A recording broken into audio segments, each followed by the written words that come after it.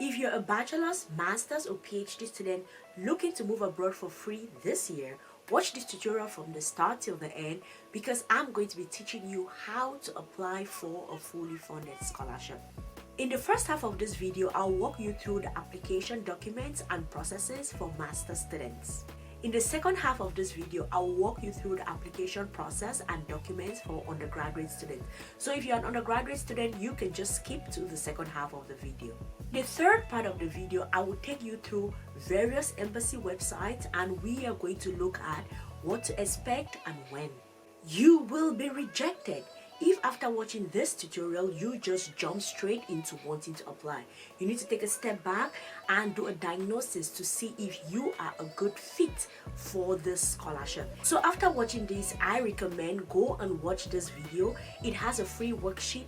Download it, use it to do a diagnosis if you are a good fit for this scholarship before you go ahead to apply. So today I'm going to be teaching you how to apply for the MEXT Japanese Government Scholarship for bachelor's, master's and PhD students in 2025 for the 2026-2027 academic year. So to start, I'm going to come to my scholarships abroad DIY toolkit, and as you already know, it has scholarships, graduate assistantships, application fee of universities, low tuition fee of universities, CV samples, SOP samples, research proposal samples. So I highly recommend purchasing access to this database. Remember, it is updated every week. So every week you're going to have brand new information to work with. So the scholarship I'm working on here is the MEXT scholarship. It's the first scholarship here. It's a bachelor's, master's and PhD student. And for the deadline, it varies by country. So you need to check the country. And then I'm going to come to the official website of the scholarship. So as you can see here, this is the MEXT scholarship for 2025, embassy recommendation, application for research students. This is the application procedure. And now we are going to talk about the application documents. Let us start with the application documents for master students. As you can see here, it has the application guidelines, Japanese Government Scholarship for 2025 for research students. And it begins with the definition of research students. What I want you all to understand is that when you come to Japan as a research student, you are in this phase. Some students spend 6 months in this phase. Some students spend 1 year in this phase where you are taking Japanese language classes and you are preparing to start your master's program, because you're actually preparing to write your entrance exam. Most universities in Japan require that you write an entrance exam. So that is what you are doing during this particular either 6 months or a year. Then you have the field of study. They are trying to explain what students can study, qualifications and conditions. It's important that you read this to be sure that you are eligible for it. Japanese language, the important thing here is that unless you are studying Japanese language, you necessarily do not have to have understood anything in Japanese. I did not know anything about Japanese before coming here. Health, they want to make sure that you are healthy enough, but I know students who actually came that had like a health condition and the Japanese government and MEXT took care of them, so it's okay to just be honest about it. And then arrival in Japan, when you are required to be here, visa requirements, non-eligibility, and then the period of the scholarship. What they are trying to explain here is what I was saying before. 6 months you spend as a research student, then you begin your master's. Extension of the scholarship, this is in case you are going to want to continue to do your PhD. Most students get it, and then if you apply for it, if you meet the requirements, you apply for it. Most students get the extension. Scholarship benefits, allowance, education, travel expenses, transportation to Japan, transportation from Japan, suspension of the scholarship, and then the process to apply.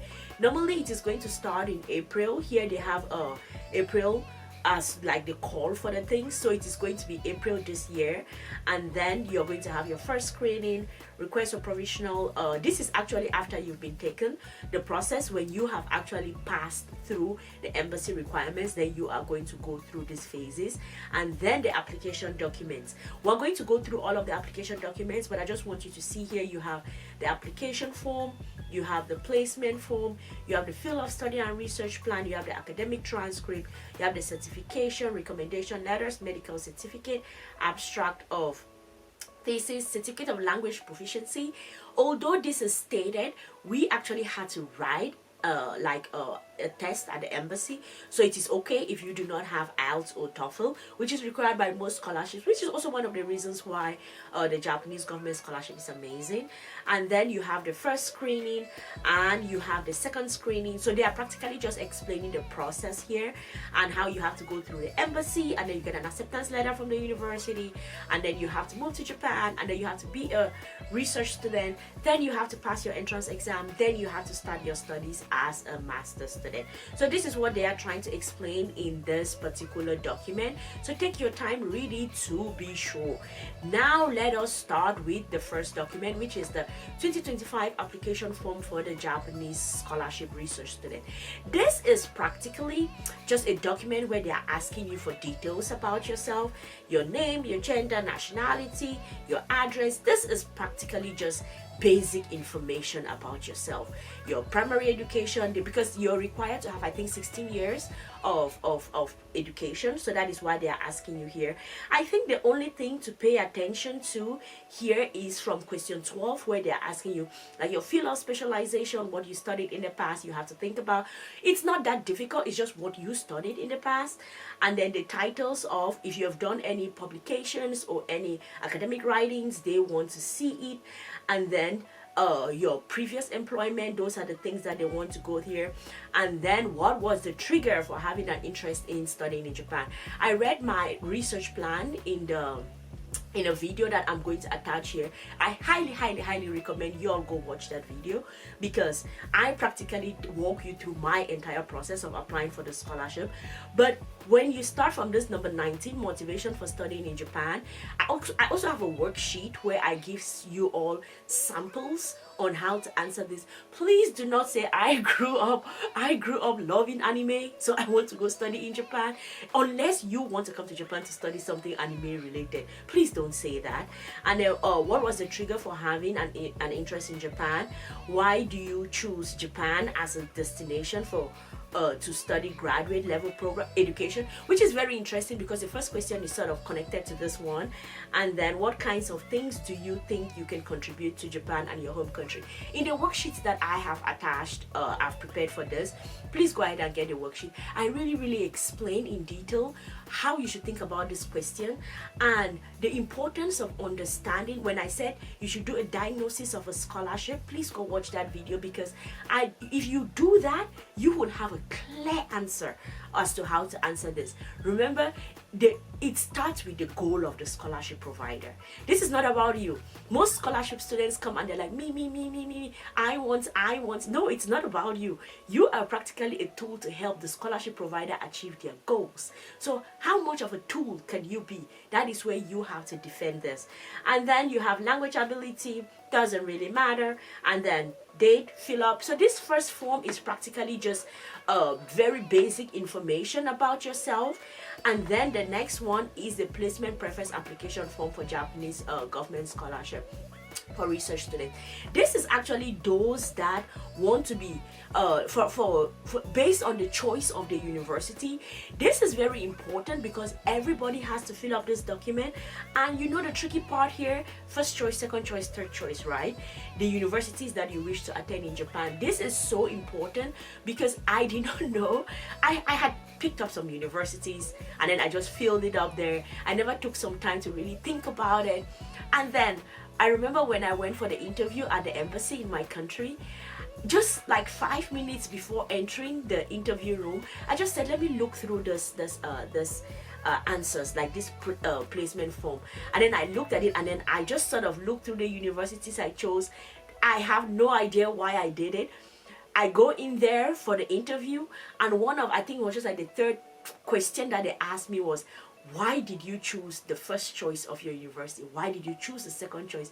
And I remember thinking to myself, oh my goodness, this thing that I just looked at 2 minutes before I come in here and they're asking me. So take time to research the universities that you're going to choose. Be sure of why you're choosing your first choice, your second choice, and your third choice. And when it's time to go for your interview, remember the name of the universities, because if you go in there and they ask you for the name of your university and then you are like, which one did I choose again? I don't know. oh, that is where you're going to get caught. All right, now let's go to the next document, which is the field of study and research plan. Oh, this is the crux of the matter. As I said already, I'm going to attach this video here. Y'all go watch this video here, somewhere here. I'm going to put the video because I actually read through what I wrote, because you can listen to what I wrote and then you can get inspired on how to write yours. And also in the worksheets that I prepared, I put different examples, because when I was preparing these worksheets, I really took some time to do a lot of research on the internet on what previous students had submitted for the scholarship. So please go ahead and get access to the worksheet. And this is like the core of your research, because at the end, and the core of your entire application. And by the way, let me just let you all in on a secret. It is okay to change it when you eventually make it and then you come to Japan. It is okay to change it, because what I wrote there is not what I eventually studied when I came here, or it wasn't the research I eventually did. But that is just some secret insider information. But you have to start with the past and present field of study as it is written there, and then your research theme and plan in Japan. Research theme, research plan. If you look at the document, they don't give enough space, so sometimes you may just think, I just need to just write according to this space that I'm given, and then that is okay. Not at all. You'll have to attach extra sheets to this and really put a detailed research plan and a detailed research theme with a detailed plan of your study in Japan. You have to be very detailed. So go and watch that video, or you get those worksheets and you're going to see exactly what you should be doing there. But this is one of the documents that you have to fill, and it's important to be very thoughtful about it, okay? And then the next document that we have here is the certificate of health. This, you just have to take this, you have to print this out and take it to a doctor or a clinic in your country and have, as long as it is a medical professional that fills it up, check you, make sure if you have any diseases, everything. This is not going to influence if you're taking for the scholarship or not. I remember when I saw that, I was like, oh my goodness, doesn't mean that if you're not healthy, you're not going to get the scholarship. I know scholarships that in case you're not like very healthy, you're not going to get it, but MEXT is not the case. I have seen so many MEXT students that came and they were really sick and it was still okay. And then now the next one is the Japanese Government Scholarship Recommendation Form. This is actually, you can take it to like a professor or someone that you have worked with who knows you at an academic level or at a professional level to fill this up, or you can prepare. You can just contact one of your recommenders and have them prepare a document and fill it up, seal it, because they don't want it to look like you tampered with the document, and then you take it to the embassy to submit. So this is practically all of the application documents that are required for master's students, and then you go and submit it to your embassy. So you have the application form, the placement preference form, the field of study and research plan, the certificate of health, and the recommendation letter. You go through this, you take your time to do this. Trust me, you are going to be on your way to moving to Japan as a research student. YouTube tells me that so many of you are watching the video, but you're not liking, you're not subscribing, and you're not sharing the video. So let's take a second. Please right now just go like this video, subscribe to this channel, and click that share icon and share this video to your friends, your family, your social network groups, your WhatsApp groups, so that everybody can be informed about this video. Thank you very much. Thank you in advance. I appreciate that. Now let us talk about the MEXT Scholarship for 2025 Embassy Recommendations for undergraduate students. So as you can see here, you have the application for undergraduate students, Embassy Recommendations, and we're just going to look through the entire process. So here you have the application guidelines, and then the application guidelines in Japanese. You do not need that because probably you do not understand Japanese. And then you have the application form, the certificate of health, and then the recommendation letter sample. So you see that for undergraduate students, the documents that you all will have to submit, it is not as much, but you also have your own process that is not very easy, okay? So what I want us to start here is the application guidelines. So you have the Japanese government MEXT Scholarship for 2025. Who is an undergraduate student? Of course, these are all high school graduates who want to study. But one of the things that I think is very important to note about the undergraduate students is the options. So you have social sciences and humanities, and then you have natural sciences. And the reason why you really need to take your time to study these majors and see where you fit is because you will have to write exams based on the majors that you're applying for. For example, you have social sciences and humanities A, and then you have, okay, let me expand it. So you have social sciences and humanities A, and then you have social sciences and humanities B. As you can see here, you have this A students are law, politics, pedagogy, sociology, literature, history, Japanese language, and others. You will have to write an exam, and your exam is going to be different from social sciences and humanities B, which is economics, business administration, and others. And it is also the same case for natural sciences students. You can see here you have natural sciences A, you have natural sciences B, and you have natural sciences C. You all will have to write various exams, and these exams will depend on which of these categories you fall into. So you can see somebody who's going to be writing math, physics, chemistry. Another person is going to be writing something like agriculture studies, chemistry. So the exams that you are going to be writing are very important, and you have to pay attention to making sure you choose the right option, because that is how you are going to be graded. You choose the wrong one, you are going to find yourself in an examination hall writing exams that you have not prepared for at all. Then you have the preparatory education, like what they want you all to prepare. University education, they are explaining direct placement. There are some students who get this direct placement, but it is not easy. Then the qualifications, your nationality, age, academic background, Japanese language. You don't have, for I think for undergraduate students, the importance of studying Japanese is it's more in depth compared to master students. So most of the time, most of these undergraduate students, you will actually have to come to Japan and do intensive language studies for longer. And then visa requirement, known eligibility doesn't count. Period of the study, of course, this is throughout your studies. So if you're an undergraduate student for 3 months, then for 3 years, sorry, then you're going to have to you get a scholarship for that period.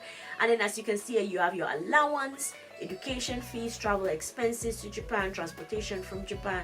You can be suspended, but of course it's not always really the case. And then you can see here, oh, this is important. Let me explain this, because this is what we're talking about earlier. Let me just take some time to explain this. It says selection. The Japanese diplomatic missions will conduct first screening of applicants by means of examination of submitted application documents, written application exams, and interviews. So you submit documents at the embassy, you will have to write exams, and then you will have to do interviews, undergraduate students. And as you can see here, subjects of written academic examinations to be undertaken by all applicants. Social sciences A, social sciences B, you all are going to be writing Japanese, English, mathematics. Natural sciences A, you are going to write Japanese, English, math, chemistry, and physics. Natural sciences B, natural sciences C, you're going to be writing Japanese, English, mathematics, chemistry, and biology. And then after you're done with the exams, if you make it through this stage, then you're going to have an interview. So the reason why it is important to know this is because your process is a little bit different from that of masters and PhD students. And then here you have the application documents, application form, direct placement preference form, academic transcripts, certificates, recommendation letter, medical certificate. So these are just a list of all the documents. So now let us start. Undergraduate students, this is the first document that you are going to be dealing with. So you have the 2025 application form for Japanese Government Scholarship for undergraduate students. And as you can see here, it is really just metadata. They are collecting information about you: name, gender, nationality, current address, your address outside of Japan, your present status. Are you a student? Are you employed? Specialized field of study in high school, what did you study? And then your education history, because they want that you should have, I think, 16 years of experience. And then the reasons why what do you want to study. Undergraduate students, because sometimes you all have not yet decided the majors that you want to take, so you have the first choice, second choice, third choice, and then what was the trigger for having an interest in Japan. This is the question that in the worksheets I explain about it. Very important. Please do not write about anime. And then you have kinds of things you like to contribute to Japan. Remember, as I said already, this is a question. That is why you should go and watch this video, because you do a diagnosis and you remember that yes, you want your studies funded, but this is about the scholarship provider achieving their goals, and what can you do to help the scholarship provider achieve their goals. Okay, and then you have in Japanese language, English language, and of course you don't have to be perfect at all of this. It is okay. So this is just a document that collects metadata about you. And then the next thing that you have is your certificate of health. This is a document that you print it out, you take it to a medical facility, you have a doctor, or yes, a doctor check you out and then fill it up and sign it. You have to attach it to your documents when you apply. And then you have the recommendation letter form. You can use this form if you want, but if your recommender just wants to write a regular recommendation letter, that is okay too. So these are the documents that you will have to submit if you want, as an undergraduate applicant, if you want to apply for the MEXT Japanese Government Scholarship. Remember, your process is a little bit different. You're going to submit your documents, they will examine it. If you go through that stage, you will be called to the embassy to write an exam based on those majors, and then the third thing, you are going to have an interview. Okay, by the way, I have a free newsletter that I send out every week, so I encourage you, click the link in the description box and sign up to join the newsletter. So because there are so many embassies out there, and the Japanese government actually has diplomatic relations with countries all around the world, it was so hard I was trying to think about what countries the embassies should we look at, and I decided that yes, I'm going to focus on the countries where I have the most viewers. So as you can see on the screen, Nigeria 25.6%, Ghana 10%, Kenya 2.7%, India 1.8%, United States 1.5%, and then Zimbabwe 1.4%, Pakistan 1.2%, and then Ethiopia 1.0%. So I'm going to go through. If you, as you said, comment in the comment section, tell me what country you're watching this video from, and also if I start seeing your country as one of the countries where y'all are watching my videos, when I create content, I'm going to make sure I cater to you all. So if you're watching, I saw someone watching from Papua New Guinea, and I saw someone watching from Sri Lanka, share the video with your friends and your family, because if the numbers start showing up, I will create tons of content to cater for you all. So I'm going to go through these embassies, like from the first 5 at least, like from the most watched. I'm going to go through maybe the first 3 embassies, and then we'll look through those embassies, we'll look through their websites, so that you can have an idea on what to expect and when.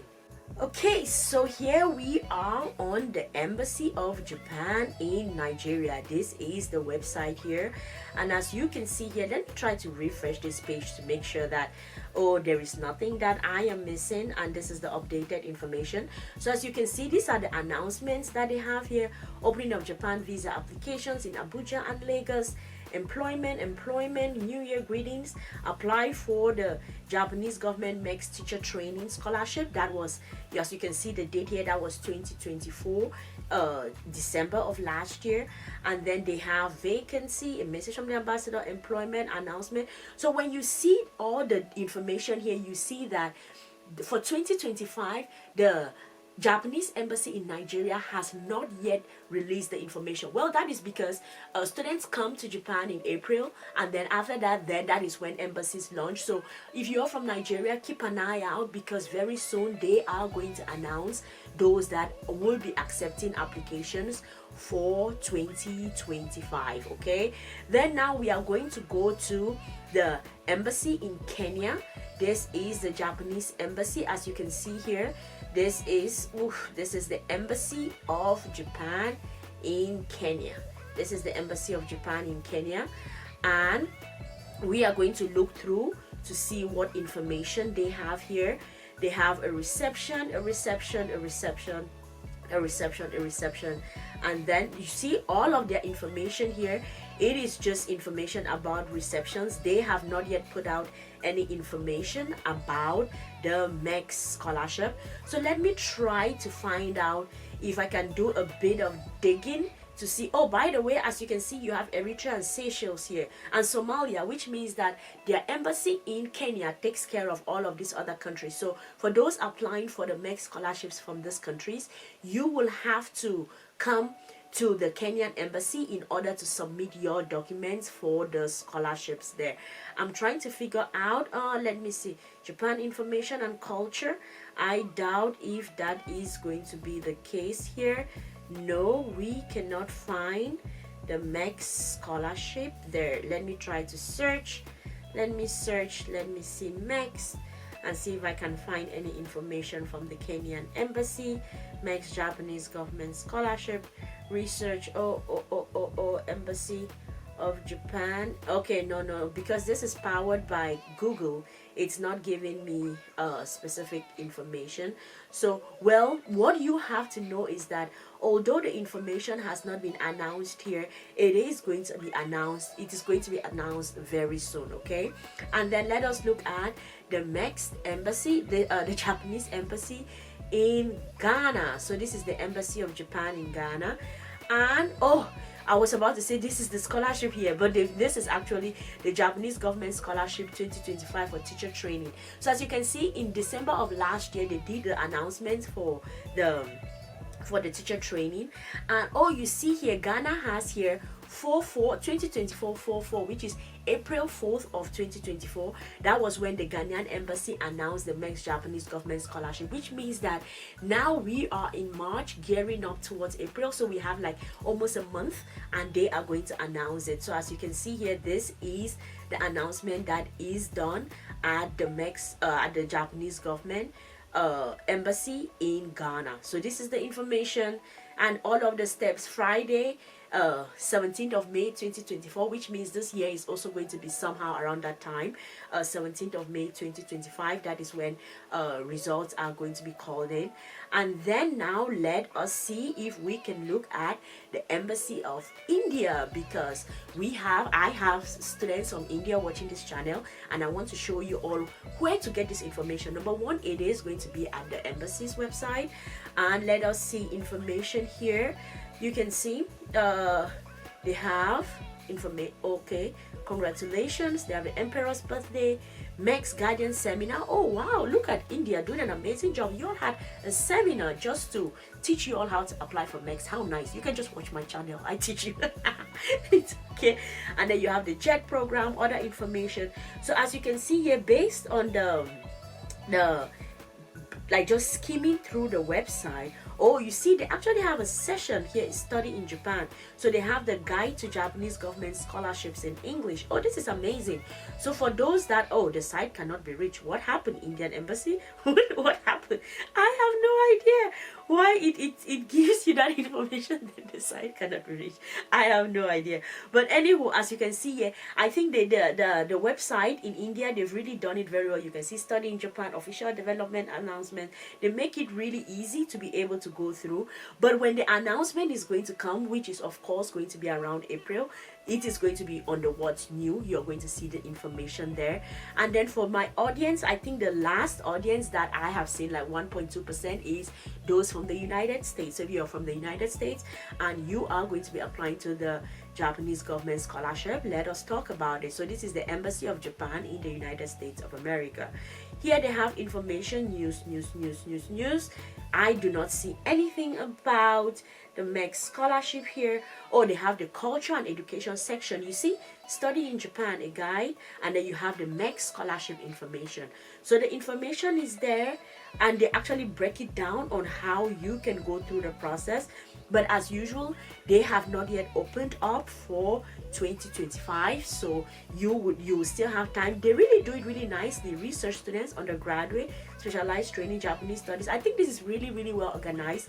So y'all come here by when it is getting to the end of March, towards April, that is a good time to come here because you're going to get all of the updated information with the processes on how to apply for the MEXT scholarship. And of course, for everyone else watching from different parts of the world, I see so many of you from South America, please, Brazil, Ecuador, so many of you applying, Venezuela applying for the MEXT Japanese Government Scholarship. It is going to launch by April. Check the embassy website. You are going to have the updates, and I've already told you all the steps on how you're going to go about it. Get those worksheets, see if you go through it step by step. Remember, the most critical part is your research plan. Take your time, write it very well, and I am going to see you all in Tokyo. If you're interested in this kind of step-by-step application guides where I walk you through from the start till the end of a scholarship application, I recommend watching this video here because it is going to teach you how to apply for the Fulbright scholarship, which is a fully funded scholarship to the United States. So go ahead, check it out. I'm going to see you all in the next video. Bye.